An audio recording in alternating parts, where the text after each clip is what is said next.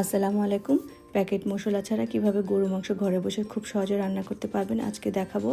সামান্য তেজপাতা, এলাচ, দারচিনি দিবেন এবং 2 চামচ হলুদের গুঁড়ো, 1 চামচ মরিচের গুঁড়ো এবং 1 চামচ জিরা, 1 চামচ ধনিয়া এবং 2 চামচ আদা এবং এভাবে রসুনগুলো থেতলে দিয়ে দিবেন।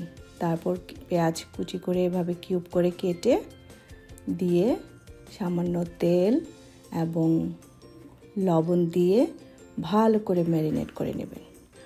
15-20 মিনিট এভাবে রেখে দিয়ে তারপর চুলোতে বসিয়ে দিবেন। এভাবে তেলটা যখন উপরে চলে আসবে তখন সামান্য পানি দিয়ে ঢাকনা দিয়ে ঢেকে মজাদার গরু মাংস তৈরি করবেন। এটা কোনো বিয়ে বাড়ি বা মেজবানি গরু মাংসের চেয়ে কম না।